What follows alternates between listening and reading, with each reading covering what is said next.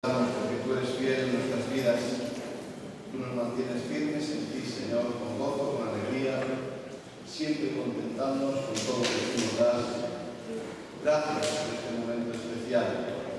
Gracias por nuestras familias, por nuestras esposas, esposos, hijos, Señor, amigos, amigas, hermanos, hermanas, Señor, por la iglesia en la que tú nos pones, Señor, por todo lo que nos das.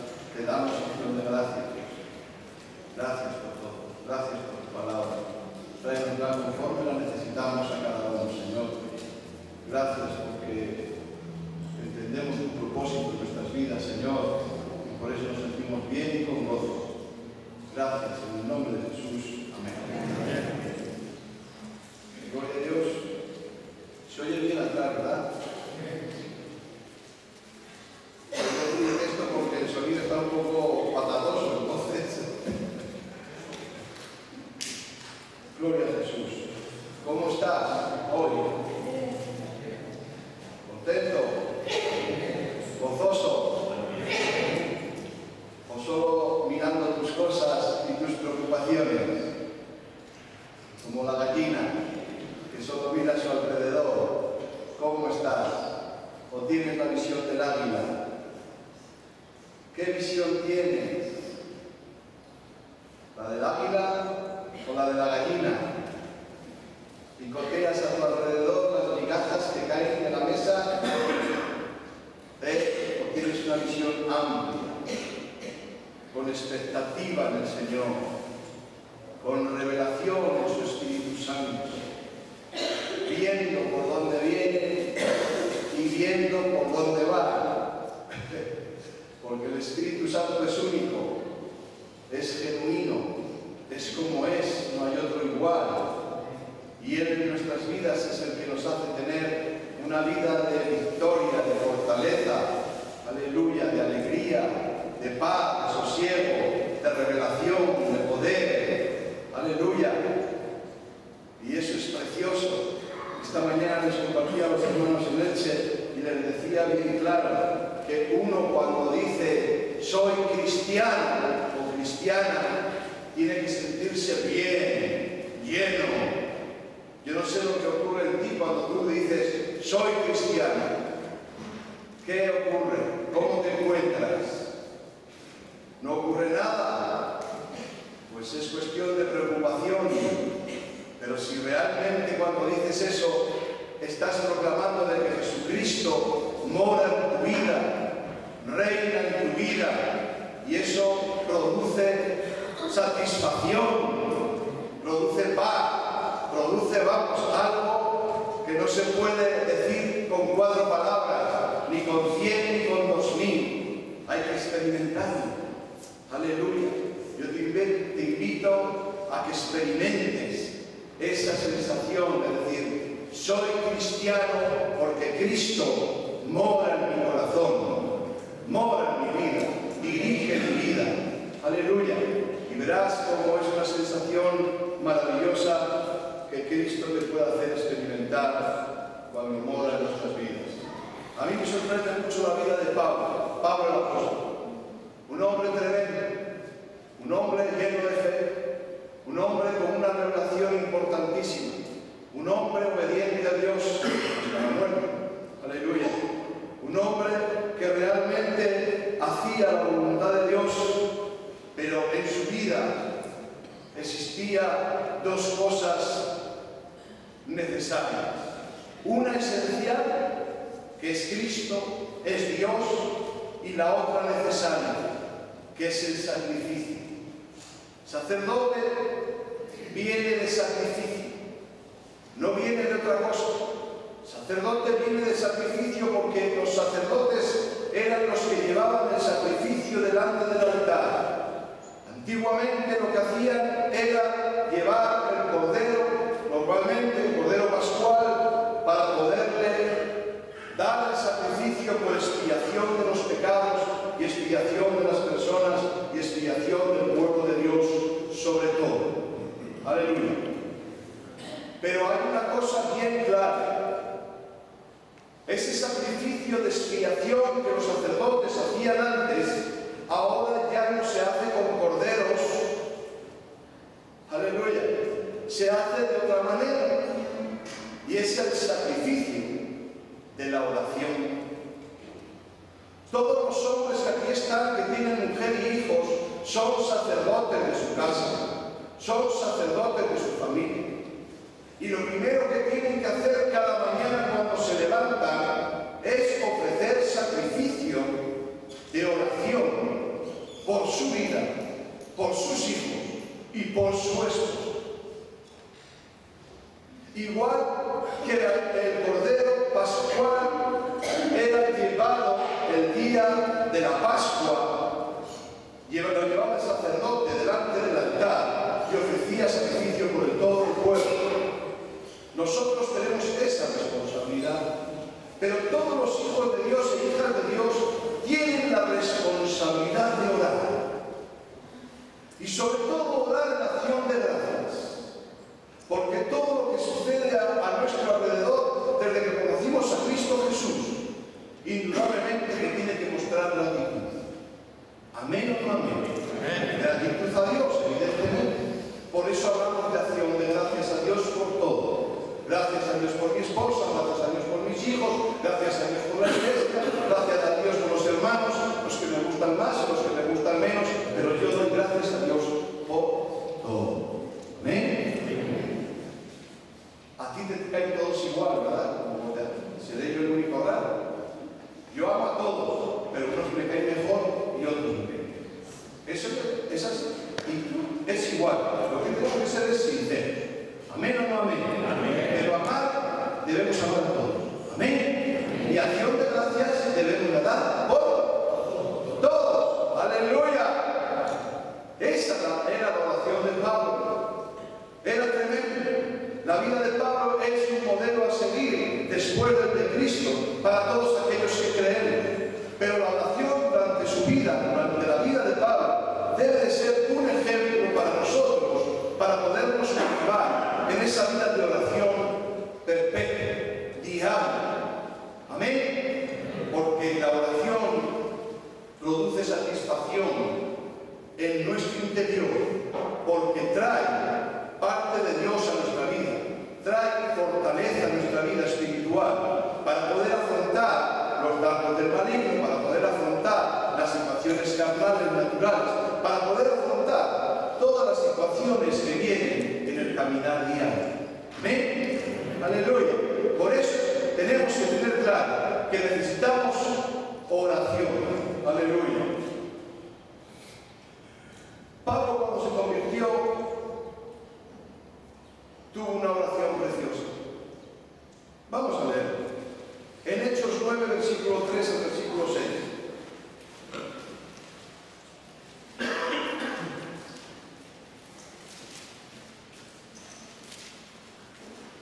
El libro de los Hechos de los Apóstoles, capítulo 9, versículo 3 en adelante.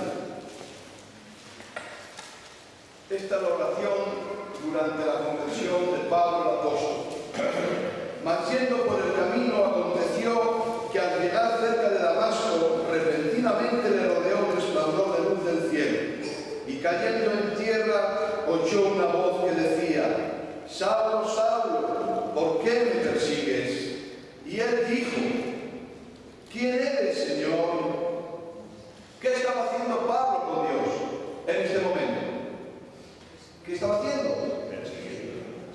No, ¿qué estaba haciendo Pablo con Dios en este momento, aparte de perseguir? Hablando con Dios.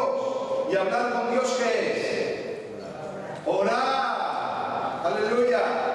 Dice, y le dijo: ¿Quién eres, Señor? Y le dijo: Yo soy Jesús, a quien tú persigues. Dura cosa te das voces contra el aguijón. Y él, temblando y temeroso, dijo: Señor, ¿qué quieres que yo haga? Y el Señor le dijo: levántate y entra a la ciudad y se te dirá lo que debes de hacer. Aleluya. Es tremendo. Desde el principio de la conversión de Pablo ya hubo una oración, una comunicación personal con Dios. Y le dijo: ¿quién eres? Aleluya. Y el Señor se le mostró y le dijo: soy yo, Jesús.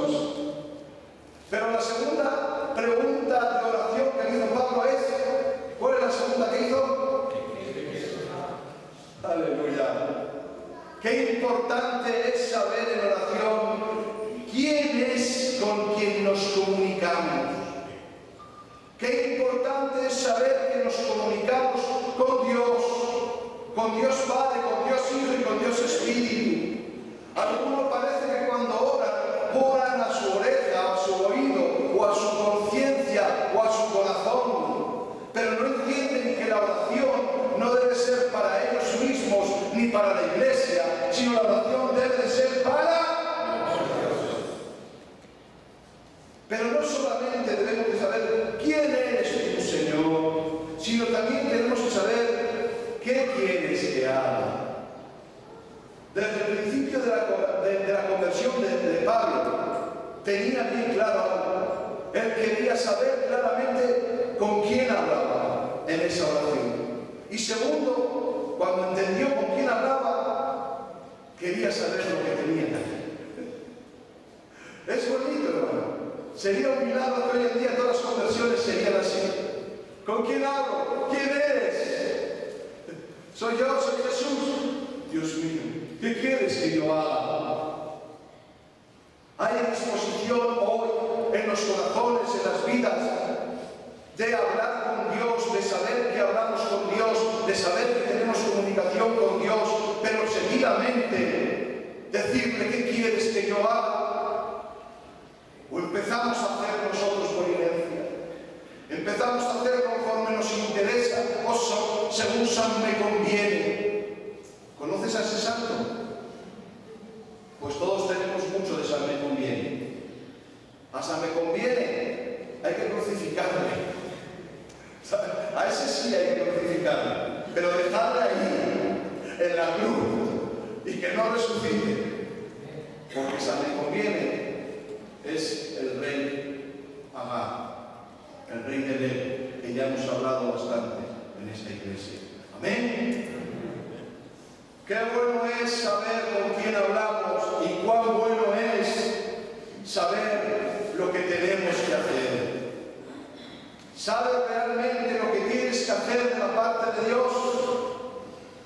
Porque si te das cuenta, la respuesta que le dio el Señor cuando le preguntó a Pablo, ¿qué quieres que haga? La respuesta viene en el versículo 6, la última parte. Levántate y entra a la ciudad y se te dirá lo que debes de hacer. Le dijo que fuera a la ciudad y allí le mostraría lo que debe de hacer. Pero ¿qué es lo que Dios te ha mostrado a ti que tú debes de hacer en el Señor? ¿Qué es lo que te ha mostrado? Yo te puedo decir algo, que Dios lo que muestra a cada hijo suyo y a cada hija suya es hacer la gran comisión. ¿Sabes cuál es la gran comisión? Ir y predicar el Evangelio a todas las naciones. Ir y hacer discípulos. Eso nos lo dice a todos, sin excepciones. Y tenemos que estar dispuestos a hacerlo para que venga la bendición del Padre sobre todas nuestras vidas, sobre todas las vidas de los hijos e hijas de Dios. Esta oración incluye estos dos deseos de vital utilidad para el cristiano: conocer a Cristo y saber cuál es su voluntad para con nosotros. En Hechos 9:11 vamos a ver la evidencia de la conversión de Pablo el apóstol. Hechos 9, versículo 11 dice la palabra del Señor: y el Señor le dijo, levántate y ve a la calle que se llama Derecha y busca en casa de Judas a uno llamado Saulo de Tarso, porque he aquí, él ora. La conversión en nuestras vidas se va a identificar si hay oración en nosotros. La evidencia de que tú y yo hemos tenido una conversión genuina en Cristo Jesús se va a ver cuando tú te levantas y te levantas dando gracias a Dios, cuando tú trabajas y trabajas dando gracias a Dios, cuando tú comes, desayunas y almuerzas y lo haces dándole gracias a Dios, cuando tú te acuestas dándole gracias a Dios. Ahí hay una conversión genuina. Ahí donde tú estás en oración con Dios. Ahí es donde realmente ha habido una conversión. Por eso la evidencia que se notaba que Pablo, antiguamente llamado Saulo de Tarso, tuvo una conversión genuina, era cuando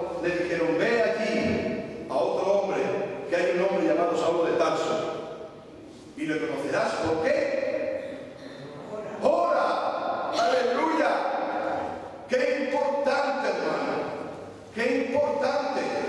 Evidentemente, si estás teniendo una conversación con otra persona, no te vas a poner a orar, porque es una falta de respeto, a no ser que Dios te lo diga. Amén. Pero cuando estamos a solas, cuando estamos en privado, o cuando Dios nos llama a una reunión de oración, o a orar con nuestra familia, con los hijos, o con los amigos y los hermanos, debemos de orar. Pero sobre todo, hermanos, debemos de tener esa relación directa, personal con Dios. Es esa cordón umbilical, esa oración continua, sabiendo que Dios está siempre escuchándonos y a nuestro lado. Amén. Qué bueno, hermano. Tenemos que ser sensatos. Aleluya. Pablo oraba en todo momento y en todo lugar. Pablo oraba para ser guiado. ¿Sí? Lo vamos a ver en Hechos 13, versículo 2 en adelante.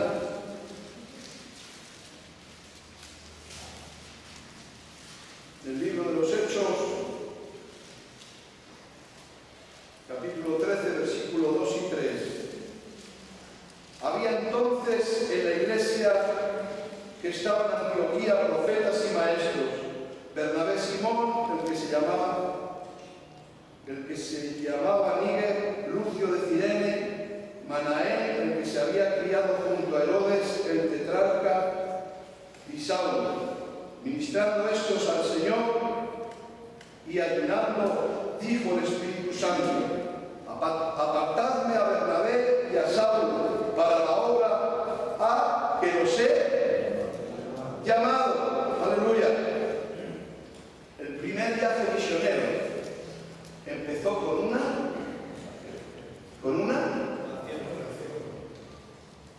cuando Dios te manda a algún lugar, ¿tú qué haces? Lo primero, hacerte las maletas. A algunos les gusta ver resultados a veces que lo primero que hacen es las maletas. Yo, gracias a Dios, lo primero que hago es ponerme a orar. Y digo: Dios mío, ¿dónde me vas a llevar ahora? Le digo: pues bueno, que tú me lleves allí, yo voy. Pero las maletas espero para lo último. Amén. Lo primero que debemos de hacer siempre, cuando Dios nos quiere mover, o Dios quiere algo de nosotros, es orar. Orar. Y rápidamente Dios trae revelación y respuesta a esa oración. Y evidentemente los viajes misioneros de los apóstoles fueron de gran bendición. Pero hay una curiosidad, y la vamos a ver en Hechos 15, 36, 41. Mira lo que ocurrió aquí. Estamos hablando del libro de los Hechos, de los apóstoles. O sea que esto es todo lo que ocurría cuando los apóstoles empezaron a predicar el Evangelio. En Hechos 15, versículo 36 en adelante dice la palabra del Señor. 15, 36.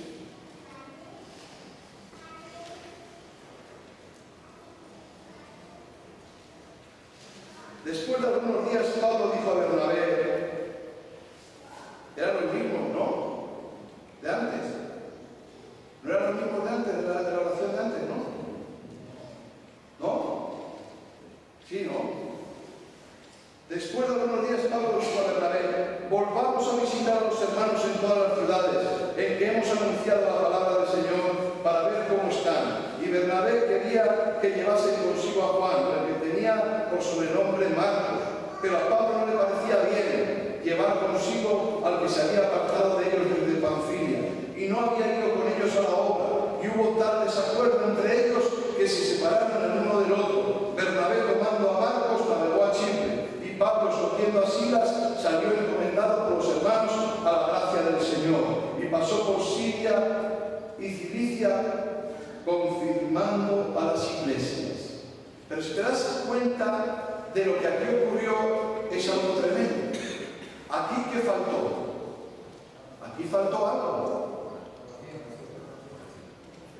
Oración. ¿Y qué ocurrió? Porque faltó oración entre los apóstoles, entre los evangelistas. Que cada uno salió por un lado. El uno quería ir con Juan y el otro quería ir con Pedro. Hubo una democracia. como hacen los humanos, aquí no se dejaron llevar por el Espíritu de Dios. No hubo oración. Y cuando no hay oración, no hay revelación. Por lo tanto, intentaban ir a un lugar, pero no se ponían de acuerdo.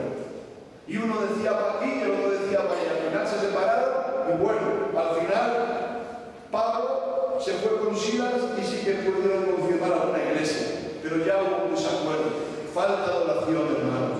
Aleluya. Cuando hay falta de oración, aleluya. Los viajes misioneros, por mucho que queramos ir a predicar aquí, un viaje misionero es ir aquí, a cómo van a predicar los viernes los hermanos que van a los barrios de por aquí. Eso es un viaje misionero. Igual te crees que un viaje misionero es solamente ir a África, o ir a Angola, o ir a... No te equivoques. Un viaje misionero es tener una misión clara para desarrollar una misión clara. Amén. Recibo, sé con quién hablo, sé que Jesús es mi Señor y automáticamente en mí entra el deseo de predicar el Evangelio a todas las naciones, la gran comisión. Punto. Entonces yo lo que hago es ir en viajes misioneros a Elche, al barrio de aquí, a Cartagena, a Madrid, a donde nos lleve el Señor. Pero vamos en viajes misioneros porque nuestra motivación es predicar a Cristo. Aleluya. Entonces, si hay oración, hay bendición. Pero si no hay oración, no hay bendición. Amén. Gloria a Dios. En Hechos 22, del 17 y el 18, hemos dicho que Pablo oraba para ser enviado. Cuando oró le fue bien y cuando no oró no le fue tan bien. Pero aquí en Hechos 22, 17 y 18 nos dice la palabra de Dios.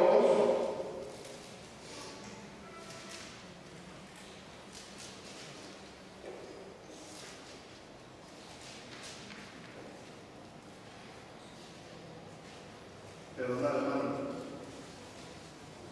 ¿Habéis abierto la radio y habéis sacado la predicación? Ok. Pues nada, que Dios les bendiga a las personas que nos están escuchando por la radio, por internet, por televisión, y a los presentes. Y me aconteció, vuelto a Jerusalén, que orando en el templo me sobrevino un éxtasis. Y le vi que me decía: date prisa y sal prontamente de Jerusalén, porque no recibirán tu testimonio acerca de mí. Amén. Pablo oraba y Dios le guiaba. Nosotros oramos y Dios nos... Oye, esto parece como en el colegio. Pero es así. Hemos aprendido mucho en el colegio, amén. Pero en el colegio del Señor, las escuelas del Señor son los templos de Dios, las iglesias de Cristo. Y aquí se viene a aprender, amén. Yo aprendí mucho con Supercoco también. ¿Tú? Sobre todo la distancia entre aquí y allí. ¿Te acuerdas de Supercoco? ¿Te acuerdas? De arriba y abajo. Aleluya. Pablo hablaba por parábolas, el Señor hablaba con parábolas, porque evidentemente todo el mundo no tenía el mismo conocimiento y tenía que hablar con parábolas para que la gente entendiera. Y doy gracias a Dios porque Dios en mi corazón no es que ponga parábolas, pero pone facilidad para poder mostrar cosas, y por eso le doy acción de gracias a Dios también. Amén. Aleluya. Qué bueno. Así que cuando oramos somos guiados. Aleluya. Entonces, ¿qué tenemos que hacer cada mañana para ser guiados en ese día? Orar. Hermanos, orar. Y hablar bendición, porque Dios nos guiará. Pero Pablo también oraba para ser ayudado en su servicio a Dios. Él servía a Dios. Tú y yo debemos de servir a Dios. Y en ese servicio a Dios nosotros tenemos que orar. En 1 Tesalonicenses 3, versículo 10.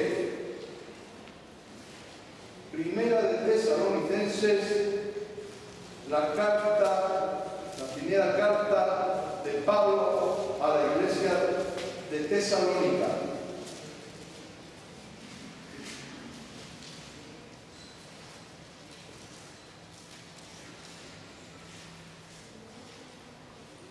Hemos dicho primera de Tesalonicenses 3, versículo 10. Dice la palabra del Señor: orando de noche y de día con gran insistencia, para que veamos vuestro rostro y completemos lo que falte a vuestra fe. Pablo oraba porque su ministerio tuviera buenos resultados, porque allí donde él había evangelizado hubiera buenos resultados. Hermanos, yo no sé lo que ocurre en ti cuando te toca ir a predicar. No me refiero a ir a predicar a un púlpito, sino a predicar con tu vida también, a predicar con tu ejemplo también, en tu día a día, cuando estás en la casa, cuando estás en la calle, cuando estás en tu trabajo, cuando estás predicando de Cristo con tu ejemplo, con la palabra y de todas las formas, porque a Cristo no hay que predicar a tiempo y a fuera de tiempo, pues hay que decir en todo momento y en todo lugar y en sueños y como sea, hay que predicar a Cristo.